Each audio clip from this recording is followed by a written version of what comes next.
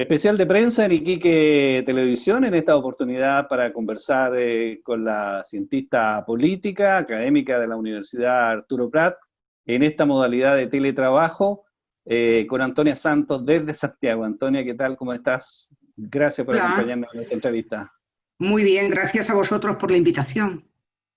Bueno, Antonia, hemos vivido días bastante agitados, ¿cierto? A raíz de la promulgación, en estos minutos debiera estarse promulgando, ¿cierto? Esta ley para el 10% del retiro de los fondos de AFP, y una situación que se transformó un poco en una bola de nieve, que partió con bastante incertidumbre, ¿cierto? Que tuvo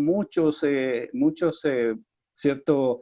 Personas que la criticaron, muchos economistas que salieron, ¿cierto?, a señalar que no era una buena alternativa, y finalmente esto fue tomando forma, bueno, y terminó, digamos, ¿cierto?, con este quórum realmente, ¿cierto?, impensado en la Cámara de Diputados el día jueves. Cuéntame un poco, ¿qué te pareció todo esto como un reality político, más o menos?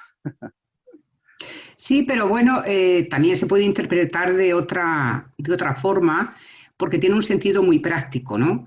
Y entonces podemos Ujú. concluir que, o sea, así como primera idea, ¿no?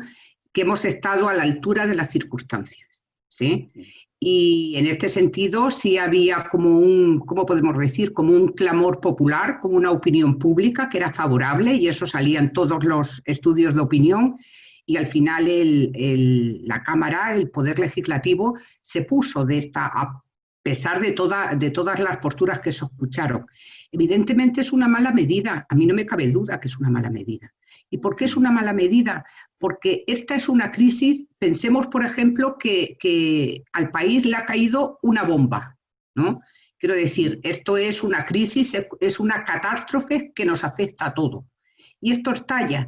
Y lo que se demuestra es que el Estado y las normas que nos rigen no disponen suficientemente de un sistema de protección social que se haga cargo de estas situaciones. Una crisis de esta magnitud no tenemos por qué financiarla los ciudadanos con nuestros ingresos. Efectivamente, eso es un ahorro de cada uno. Yo sobre algo que a mí me afecta y que le afecta al conjunto de una comunidad es el Estado el que tiene que responder. Por tanto, es una medida práctica frente al déficit y la carencia que tiene un Estado. Eso es lo que nos tenemos que fijar. Los ciudadanos nos estamos haciendo cargo de una crisis que el Estado no cubre suficientemente. Sí, interesante, digamos, la visión, digamos, que nos plantea, porque la mayoría de la gente prácticamente hizo fiesta cuando supo que podía sacar su 10% de la AFP. Claro, pero ¿por qué hace fiesta? Yo entiendo por qué hacemos fiesta. Hacemos fiesta porque vivimos en un sistema muy mentiroso, muy de apariencia, muy de deuda y muy ficticio en este sentido. Quiero decir, no tenemos, si nosotros perdemos el empleo, no tenemos seguro de desempleo. Si nosotros perdemos nuestro salario, automáticamente perdemos nuestro seguro de salud. O sea, todo el sistema, perdemos nuestro ahorro. Quiero decir, todo lo que nos acompaña, el hecho de estar empleado, de recibir un salario, lo perdemos automáticamente. Ya encima es el plebiscito del 25 de octubre y tenemos elecciones también el 11 de abril del próximo año, ¿cierto? Y como hemos visto a la gente, entre comillas, empoderada, va a ser bastante difícil, digamos, poner un dique de contención a todas las demandas sociales. ¿Cómo ves tú esta efervescencia de la ciudadanía en función de estos dos, ¿cierto?, hechos políticos tan importantes que vienen? Bueno, efectivamente tenemos una ciudadanía empoderada, podríamos decir, ¿no? Y además que sabe que su fuerza está en la unión, en una demanda colectiva. Ya no es ese individualismo en el que hemos vivido tantos años, ¿no? Sino que sabemos que en la unión y en las demandas se puede transformar un sistema que parecía impenetrable. Bueno, pero yo creo que sí ha habido por parte de la derecha una lectura que a mí me parece interesante en el sentido, por ejemplo, Renovación Nacional se ha abierto, primero fue una de los partidos políticos que facilitó el acuerdo de noviembre, el acuerdo para el plebiscito.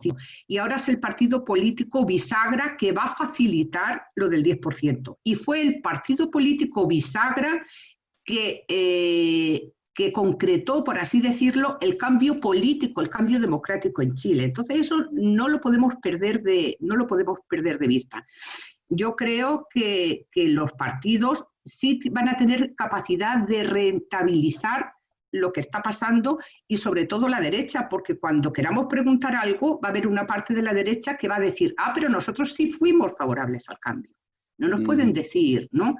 En ese sentido yo creo que, y lo que a mí me parece que es muy interesante, y se vio algo en el estallido social, es como la derecha tiene una ruptura muy importante y se rompe un hecho histórico. Ese posicionamiento de fuerzas políticas que unos eran defensores de un sistema, del sistema en el que estamos, y los que eran opositores y detractores del sistema. Y ahora la derecha no es monolítica ni es uniforme a la hora de poder hacer críticas a lo que es el sistema. Eso es un facilitador para el cambio social, para el cambio político, pero ese facilitador quiere decir que este cambio, por supuesto, no lo va a rentabilizar una izquierda que no está unida, porque nosotros no tenemos una oposición unida y Piñera no ha tenido una oposición unida, ¿no? Ha sido una oposición errática, sin liderazgo y sin propuestas. Lo único que se hacía era sentarse y decir sí o no a las propuestas del gobierno. Sí, en la derecha, ¿cierto? Surgen liderazgos importantes como el de Mario Desbordes, que tiene que ver, ¿cierto?, con esta facilitación que tú señalas, pero también surgen otros que se endurecen, en el caso de Andrés Alamán, ¿cierto? La posición de, bueno, Jacqueline Van Rysselberghe, que siempre ha sido, digamos, de una derecha más extrema. ¿Cómo ves a esta derecha más extrema, digamos? Ellos definitivamente van a tener que torcer un poco su forma de ver las cosas, o se van a terminar imponiendo y al final, digamos, este planteamiento de Desbordes va a ser flor de un día, como dicen. Bueno, Renovación Nacional históricamente ha sido también un partido como que ha mostrado dos almas, ¿no? Se ha mostrado en una posición liberal, la UDI se muestra en una situación más cerrada, más conservadora, pero yo creo que Desbordes no tiene suficiente liderazgo al interior de Renovación Nacional. Y Alamán y Desbordes representan a dos grupos dentro de lo que es Renovación Nacional y lo van a tener que resolver. Yo creo que Desbordes es un líder o puede ser un líder dentro de Renovación Nacional siempre y cuando el partido lo respalde. Pero ahora mismo no sabemos si tiene el respaldo del partido. Yo diría que no. O no lo tiene él. Pero él tiene que enfrentar también una elección. Porque él dijo, yo no me voy a retirar porque va a haber una elección en noviembre. Ahí veremos el respaldo que tiene, ¿no? Ahora, ¿cómo va a terminar Piñera su gobierno, Antonia? ¿Va a terminar, va a lograr terminar el gobierno? Hay muchos que señalan que a lo mejor no alcanza a terminar el gobierno, no sé, se ha señalado bastante esto, pero bueno, vienen situaciones bastante de gran tensión, el plebiscito es uno de ellos, y toda la discusión que va a haber después, si efectivamente, ¿cierto?, se aprueba la nueva Constitución, hay una serie de conversaciones que están pendientes y que vienen, ¿cierto?, durante el próximo año y que son muy relevantes para el futuro del país. ¿Cómo va a enfrentar Piñera esto para poder llegar a buen término, o por lo menos a atracar el barco a fines del año 2022? En marzo del 2022 tienen que entregar. Sí, bueno, yo apuesto, o sea, pensando en la fortaleza institucional que tiene histórica de Chile, yo apuesto a que Piñera va a terminar su periodo, no me cabe duda. Sería un acto muy responsable si las distintas fuerzas políticas no apoyasen esta situación. ¿Cuál puede ser la variable que puede interferir todo esto? Y es una variable que en política tiene una incidencia muy alta y tiene que ver con el conflicto social. ¿Qué capacidad tienen las fuerzas políticas para encauzar adecuadamente el conflicto social y si van a tener capacidad para representar ese conflicto en los órganos que el Estado dispone para eso? Eso va a ser crucial. Si tenemos fuerzas políticas que agudizan el conflicto, yo creo que la situación se va a poner difícil. Si son fuerzas políticas que conducen y que son capaces de canalizar y dialogar con lo que es la sociedad civil, yo creo que la resultante puede ser otro. La otra variable que tenemos que tener en cuenta y que yo creo que también puede entrar y puede tener una incidencia muy alta es cómo vamos a salir de la crisis ya en términos más económicos, ¿sí?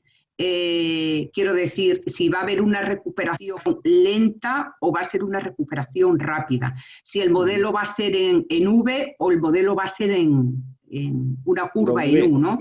Claro, yo creo que todo eso está por ver y va a tener una incidencia fuerte, pero en estos momentos el papel de los partidos políticos y cómo colaboran en la conducción de todo este proceso es importante. Y en este caso son todas las fuerzas políticas las que tienen que colaborar, ¿no? Aquí no puede haber ni perdedores ni ganadores porque no tenemos la situación del conflicto de octubre, del conflicto social. Hay otro añadido, quiero decir, Chile y la sociedad chilena ha sufrido doblemente de otros países a la hora de resolver esto. ¿Qué debemos esperar? Que las oportunidades sean buenas y que los escenarios que se abran para el país sean mejores que los que teníamos previos a octubre. Y yo apuesto por eso, ¿no? Porque no cabe duda que va a haber grandes transformaciones y que vamos a tener un marco institucional distinto al que tenemos ahora. Sí, por último, Antonia, se ha hablado también en estos días, ¿cierto?, de un cambio de gabinete, que el presidente necesariamente tiene que cambiar su gabinete, sobre todo, ¿cierto?, su equipo político. ¿Tú sientes que eso podría ayudar o que, en definitiva, digamos, no van a cambiar mucho las cosas con cambiar algunos rostros? Piñera nunca, o sea, porque esto no es lo que a mí me gustaría o no, ¿no? Si nosotros observamos qué comportamiento suele tener el presidente. Piñera no es muy proclive a los cambios de gabinete, es más proclive a los enroques, es más proclive a mantener los equilibrios. Creo que la única sombra que tenemos en todo esto es qué comunicación está teniendo en estos momentos con los tres partidos políticos, con Evópoli, con la UDI y con Renovación Nacional. Si esos equilibrios se pueden mantener o no se pueden mantener. Sería un error, yo creo, muy grande que Piñera aportase, y no creo que lo haga, lo mismo que no aportó por el veto presidencial, no creo que lo haga por introducir personas que tengan comportamientos más rígidos, sino que lo que necesita es mayor muñeca política y mayor flexibilidad a la hora de comunicarse entre los distintos sectores. Hay quienes hablan que el ministro del Interior estaría en una situación muy débil frente a todo esto, pero hay que ver cómo se resuelve esto. No creo que la UDI y que con el comportamiento que ha tenido el partido, si moviesen fichas a favor de la UDI, fuese saludable para el momento político que está viviendo el país. Creo que ese no es el perfil de políticos que necesitamos. Ok, bueno, Antonia, muchas gracias por acompañarnos en esta conversación. Ha sido muy esclarecedor, digamos, todo lo que nos has comentado. Gracias a ti. Ok. Especial de prensa en Iquique Televisión, en esta oportunidad con Antonia Santos, académica de la Universidad Arturo Prat, doctora en Ciencia Política.